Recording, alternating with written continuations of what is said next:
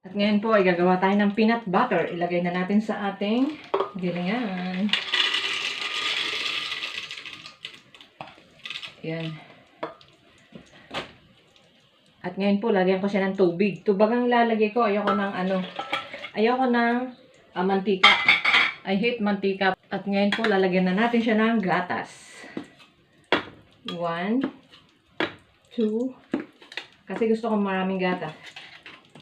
4, 5, 6, 7, 8, 9. 9 spoon po. Nilagay ko. At para magkaroon naman po ng konti lasa, lagyan natin siya ng asukal. Ayan. Dapat nga butter eh. Ayoko ng butter. Ginagawa ko na po to ay para lang sa akin. Hindi po sa hindi pang business. Ayan siya. Sandali. Kuha tayong takip. Ayun. I-blender na po natin. Teka. Pinatay ko siya.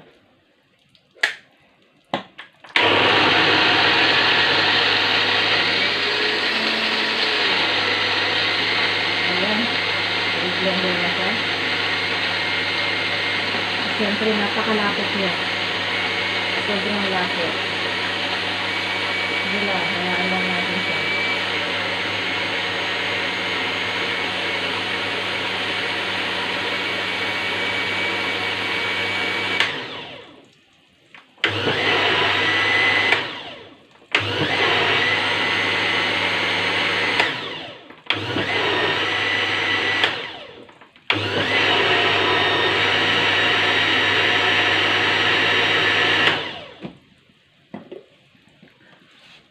At eto na po ang ating napakasarap na peanut butter. Ayan, o diba? Creamy siya. Napakasarap niyan pag natikman nyo.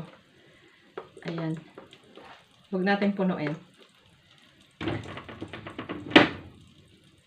At eto na po ang ating peanut butter. Ayan. Yahoo! Ang sarap ng amoy.